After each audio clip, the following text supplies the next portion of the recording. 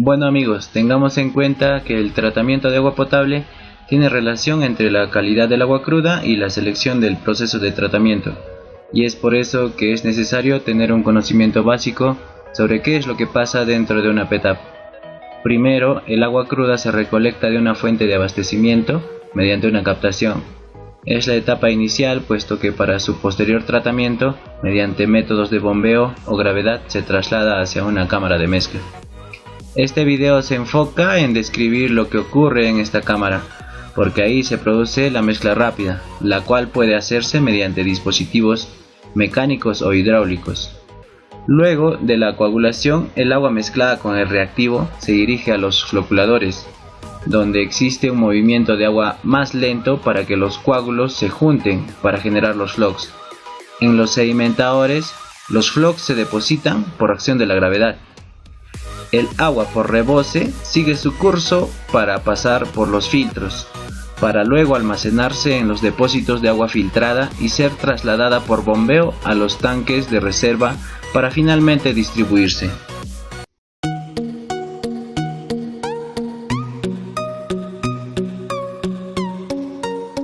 Unidades mecánicas. La mezcla rápida mecanizada es más eficiente cuando se emplean agitadores de tipo turbina. El agitador de turbina consta de un disco o eje con impulsores, los cuales imparten movimiento al líquido a través de la rotación del disco. Se clasifican por el tipo de movimiento producido. A. Turbinas de flujo axial son las que generan corrientes paralelas al eje del impulsor. Se denominan impulsores de flujo axial. Aquí podemos encontrar el propulsor de 3 hojas, también llamado hélice, que tiene un flujo axial, se puede manejar a altas velocidades, aplicable a flujos viscosos. B. Turbinas de flujo radial son aquellas que generan corrientes en dirección radial tangencial, se llaman así a los impulsores de flujo radial. Aquí podemos encontrar la turbina de hojas planas, que es de flujo radial y de diseño simple. También podemos encontrar la turbina de hojas inclinadas, que tiene la combinación del flujo axial y el flujo radial, como también encontramos la turbina de disco y hojas. Las corrientes son radiales y axiales. El disco posee un efecto estabilizante. Se encuentra también con hojas curvas, cubren entre el 30 al 50% del diámetro del estanque. La potencia aplicada al agua por esas turbinas depende de la fórmula de cámara de mezcla y la velocidad de rotación y geometría del impulsor. La mezcla depende del tipo de turbina y viceversa. Se recomienda para aguas claras que coagulen por el mecanismo de barrido o captura. El mecanismo de barrido o captura es el proceso donde los contaminantes disueltos son removidos por absorción del sólido precipitado y los contaminantes particulados por atrapamiento dentro de una masa de sólido precipitado. Tipos de mezcladores mecánicos. Mezclador en línea mecánico. Fue introducido en los años 60, proporciona una agitación casi instantánea, mezclado a dispersado en un volumen muy pequeño y posee un bajo consumo de energía. El retromezclador está constituido por una cámara y un agitador eléctrico capaz de producir una gradiente de velocidad de 1000 segundos menos 1. El sistema de aplicación de las sustancias químicas debe estar dirigido al agitador, para que la homogenización con la masa del agua sea instantánea. También posee un periodo de retención determinado. Los parámetros operacionales de la mezcla rápida son la intensidad de agitación que se debe de impartir a la masa de agua que se encuentra en el vaso precipitado, para dispersar al cloruro férrico, que es el coagulante, la cual se evalúa mediante gradiente de velocidad, y el tiempo durante el cual debe aplicarse esta agitación al agua. La magnitud de estos parámetros dependerá del tipo de coagulación que se va a llevar a cabo, coagulación por absorción o coagulación por barrido. El comportamiento del gradiente de velocidad en un mezclador mecánico no varía con el caudal y tiene la ventaja adicional de permitir controlar el grado de agitación si se varía la velocidad de rotación del impulsor. Sin embargo, su funcionamiento depende de una fuente de energía externa y de esta forma una falla en el sistema de alimentación o en el propio mecanismo causaría el colapso del proceso de mezcla rápida, lo que perjudicaría el tratamiento en su conjunto. La fórmula usada para hallar el gradiente de velocidad es igual a la raíz de la potencia sobre la viscosidad por el volumen. Pero para ello tenemos que hallar la potencia. Según Rushton, es igual a la constante, que depende del tipo de tamaño y forma del impulsor, por la densidad del agua. por la velocidad de rotación del impulsor elevada al cubo por el diámetro del impulsor elevado a la quinta. Factores que modifican el proceso. Intensidad y tiempo de mezcla. La adecuación de estos parámetros es de especial importancia cuando el mecanismo de coagulación predominante es el de absorción o neutralización de carga. En este caso, el coagulante debe dispersarse en forma instantánea en toda la masa de agua antes de que la hidrólisis del coagulante se complete, sobre todo cuando se emplean coagulantes inorgánicos como las sales de aluminio 3 o de hierro 3. Porque si la unidad de mezcla no produce un gradiente de velocidad apropiado en un tiempo de retención instantáneo, no se habrá logrado una desestabilización completa. Con coagulación de barrido, sin embargo, solo es necesaria una dispersión homogénea. Los tiempos de retención pueden ser mayores de 1 a 7 segundos y el gradiente de velocidad no influye en la eficiencia.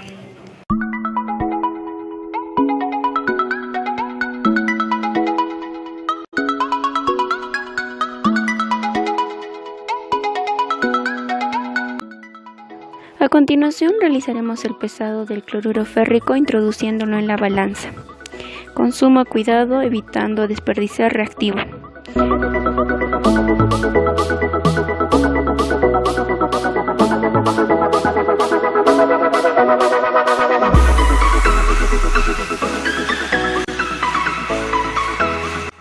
El peso obtenido fue de 7.3506 gramos.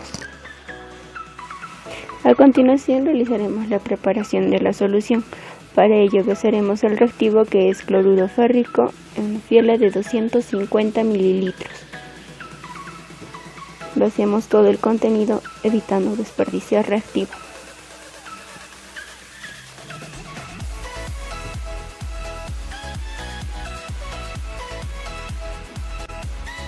Ahora aumentaremos agua destilada con la ayuda de un embudo.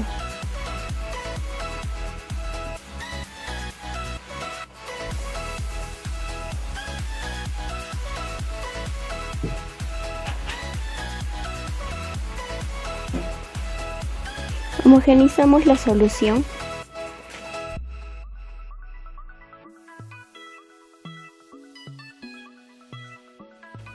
Aumentaremos más agua destilada hasta llegar a la línea de aforo.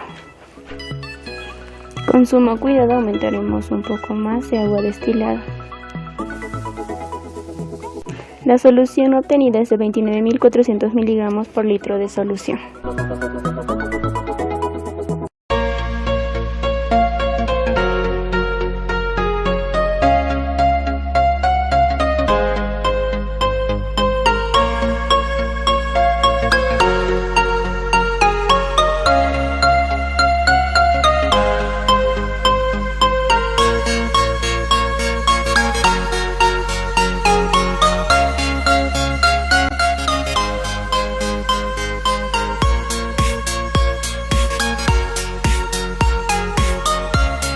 Utilizaremos un vaso precipitado de 2000 mililitros de capacidad. Las hélices que deben estar adaptadas al tamaño del vaso precipitado.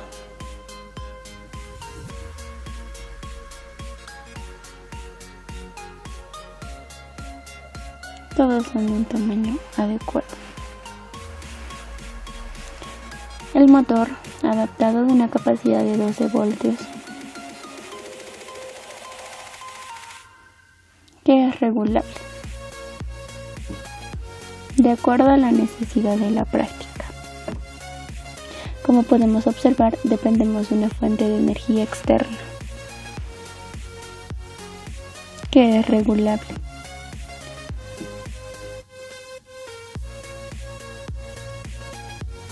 Colocamos la hélice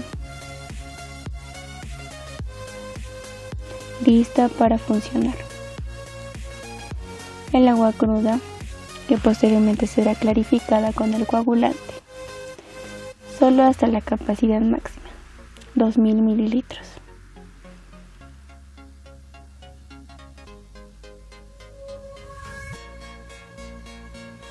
Colocamos nuestro prototipo dentro del vaso precipitado.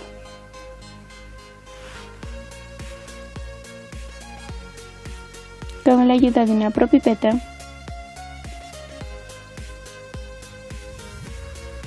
Dentro de la pipeta absorberemos 10 mililitros de reactivo.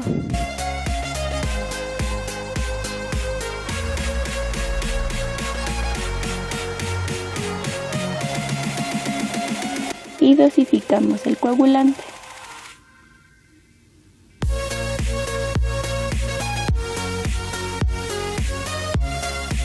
Como podemos observar, tenemos un buen funcionamiento del motor. La cantidad de vueltas por minuto es la adecuada. Si es que esto no fuese así, no lograríamos la coagulación deseada. Para ello debemos esperar unos cuantos minutos.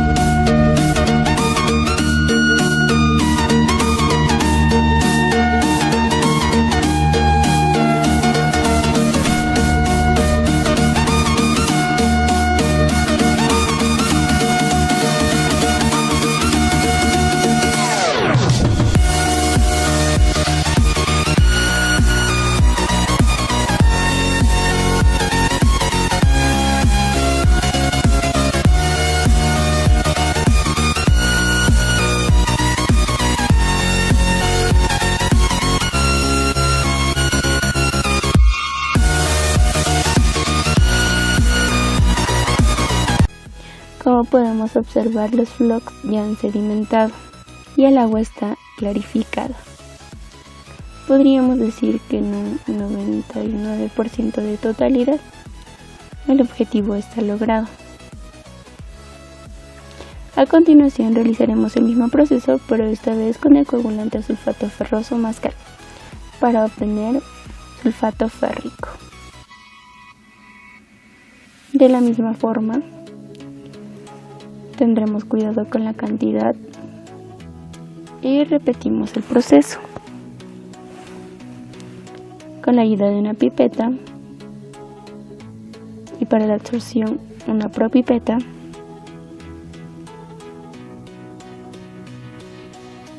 dosificamos coagulante.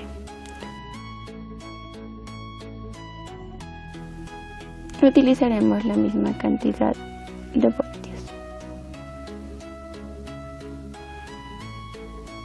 De la misma forma, esperaremos un tiempo determinado.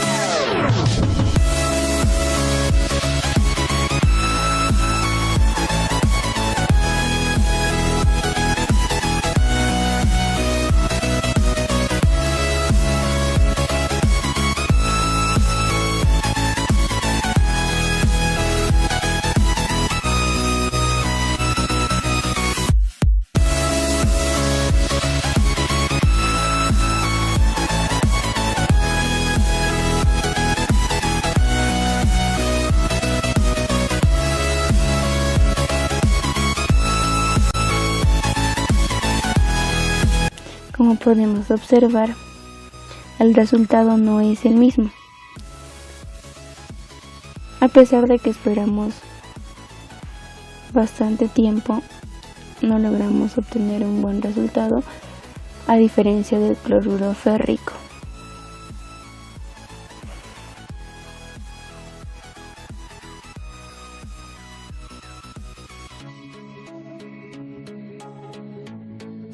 Para el ejercicio planteado, nos dice que tenemos que tener las ecuaciones según Richter. En el ejercicio anterior, para el ejercicio planteado, para el ejercicio propuesto, nos dice que tenemos que tener en cuenta las ecuaciones según Richter. Por ejemplo, en el problema anterior para el diseño de un tanque de mezclado, tuvimos en cuenta las ecuaciones de Ruston. ¿En qué cambia? Solo la nomenclatura de algunas cosas nada más. Por ejemplo, anteriormente nos decía que la altura desde la base del tanque hasta la altura del nivel del agua con respecto al diámetro tiene que estar entre 2.7 a 3.9. Entre este rango tiene que estar. Por ejemplo, en la ecuación anterior no nos decía eso, no nos ponía ese rango. Ahora también acá nos dice que la altura desde el fondo del tanque hasta hasta el agitador con respecto al diámetro del agitador tiene que estar entre el rango de 0,75 y menor a 1.3. Y lo que cambia más es el diámetro del diámetro total con respecto al diámetro del agitador. La relación es el 3.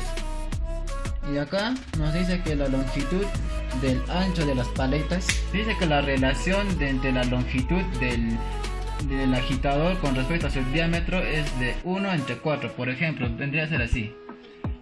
Esta es la paleta. Esta vendría a ser la longitud. Y esta el ancho de la paleta, que es W. Y nos dice que el ancho de la paleta con respecto al diámetro del agitador es de entre 1 a 5. Y este es el diámetro. Ya, ahora sabiendo las ecuaciones según Richter, procedemos a resolver lo que es el ejercicio. Diseñar un mezclador rápido mecánico con cámara de mezcla cilíndrica y turbina según recomendaciones de Richter. Para un caudal de 450 litros por segundo, una gradiente de velocidad de 1000 segundos a la menos 1 y un tiempo de mezcla de 30 segundos. En el ejercicio nos dice que el mezclador es cilíndrico y su fórmula vendría a ser, para el volumen, es pi radio al cuadrado por h. Según Richter, la relación que nos da es de el diámetro del tanque sobre el diámetro del agitador es igual a 3. Y también nos dice que la altura del fondo del tanque hasta el nivel del agua sobre el diámetro del agitador también es 3. O sea que podemos hallar lo que es el diámetro. Y acá, como está radio, convertimos de la siguiente manera. Estas dos ecuaciones lo igualamos. Diámetro es igual a altura sobre el diámetro del agitador. Y estos dos se van y de esta ecuación notamos que el diámetro total del tanque es igual a la altura desde el fondo del tanque hasta el nivel del agua, que quedaría de la siguiente manera. Acá. El diámetro total del tanque va a ser igual a la altura. Ya. Tenemos esa ecuación ya. Ahora, para hallar lo que es el diámetro, sabemos que el diámetro es igual a radio sobre 2. Podemos reemplazarlo ahí.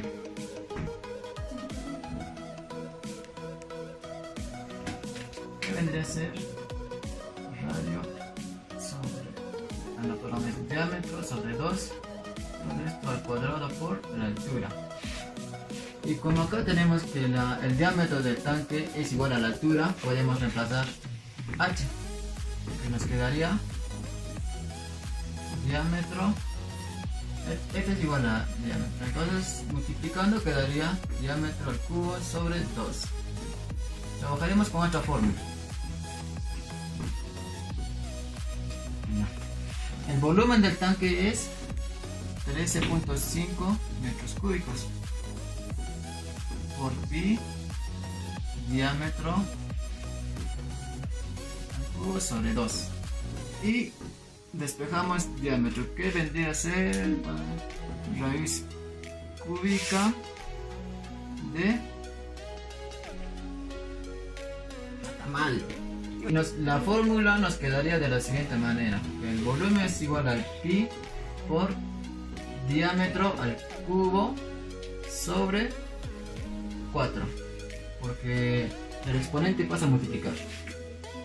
Ahora reemplazamos.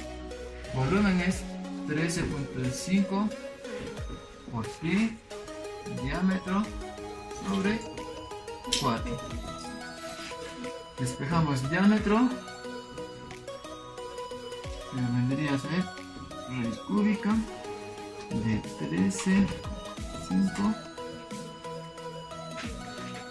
por 4 sobre pi, lo cual el resultado del diámetro nos daría 2.58 metros. Ya sabemos lo que es el diámetro del tanque, podemos optar también por resolver el diámetro del agitador. Como en las ecuaciones de Richter nos dice que el diámetro del tanque es igual al diámetro del agitador, es igual a 3. Despejamos diámetro del agitador, perdón. Ecuaciones de Richter nos dice que el diámetro del tanque con respecto al diámetro del agitador es igual a 3. Tenemos diámetro del tanque, lo que nos faltaría hallar es el diámetro del agitador, por tanto despejamos nada más, que nos quedaría de la siguiente manera: diámetro del agitador es 3. Y de las ecuaciones de Richter nos dice que el diámetro del tanque con respecto al diámetro del agitador es 3. Tenemos el diámetro del tanque, podemos reemplazarlo, y despejando el diámetro del agitador quedaría de la siguiente forma: el diámetro del tanque sobre 3, y el otro lado pasa el diámetro del agitador. Reemplazamos 2.58 metros sobre 3 es el diámetro del agitador, que vendría de 6 metros. Esa es la distancia del agitador. Ya, ahora como ya tenemos esta relación, el resultado de acá sería 0,86 metros, que vendría a ser el diámetro del agitador. Ahora, para calcular del fondo del tanque hasta el nivel del agua, según Richter nos dice que la altura con respecto al diámetro del agitador está entre el rango de 2.7 a 3.9. O sea que la altura va a estar entre este valor y este valor. Ahora nosotros podemos reemplazar lo que tenemos: el diámetro del agitador, que es 0,86 metros por 2,7 y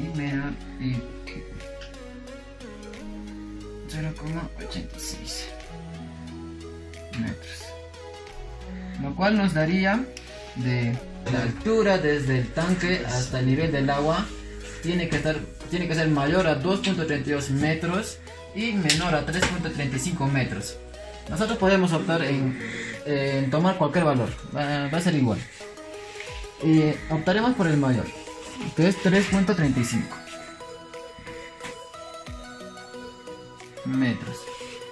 Ahora, para hallar la altura desde el fondo del agua hasta el agitador, según Richter, también en las ecuaciones dadas nos dice que la altura con respecto al diámetro del agitador tiene que ser mayor a 0.75 y menor a 1.3.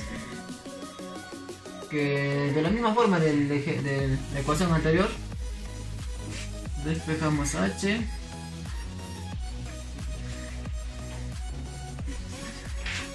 y de los valores, y que de los cálculos se tiene que la altura desde el fondo hasta el agitador tiene que ser mayor a 0,645 metros y menor a 0,975 metros.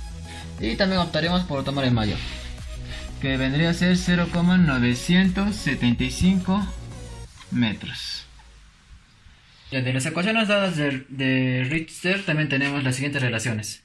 Por ejemplo, para hallar el ancho del agitador, se tiene que el ancho del agitador con respecto al diámetro del agitador tiene que ser 1 entre 5. Y despejamos nomás lo que es el ancho, que vendría a ser diámetro del agitador.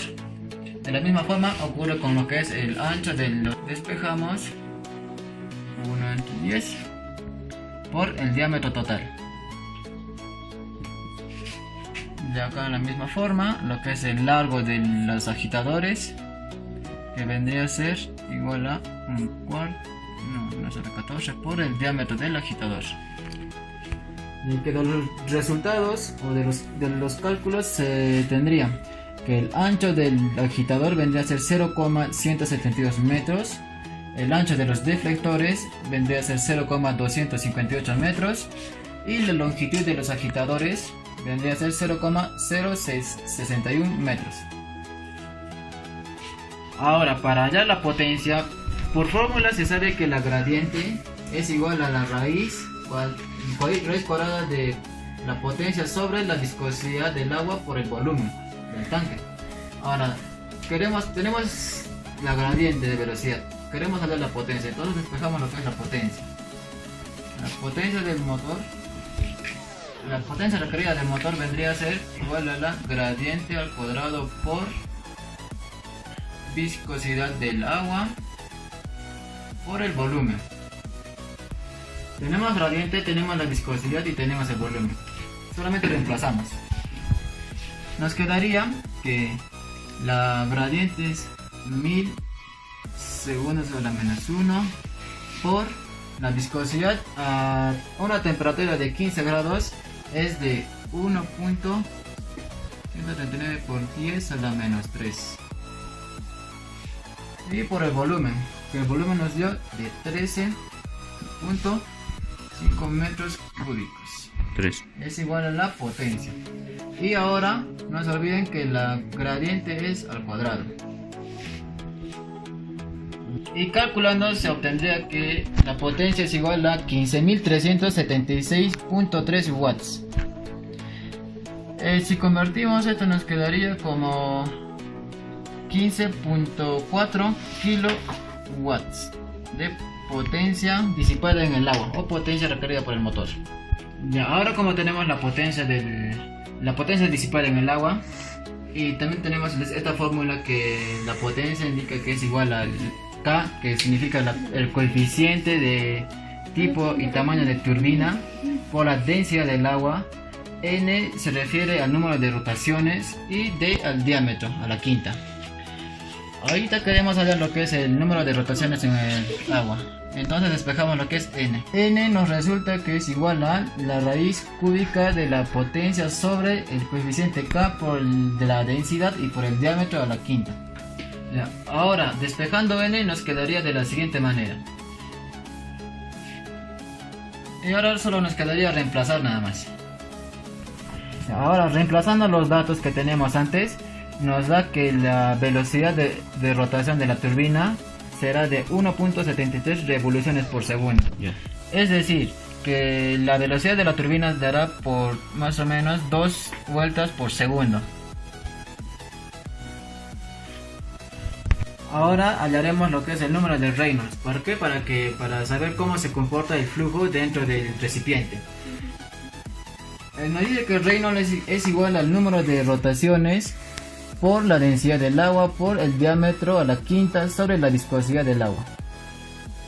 Ya, ahora reemplazando nuestros datos en la fórmula del número de Reynolds, obtenemos el siguiente resultado, que es 1.12 por 10 a la sexta. El número de Reynolds es un número adimensional que sirve para saber el comportamiento de un flujo o de un líquido. Entonces, como resultado nos dio 1.12, es superior a 4000, lo que nos indica que el flujo es turbulento. Y cuando es turbulento es conveniente para el mezclado, para una buena homogenización.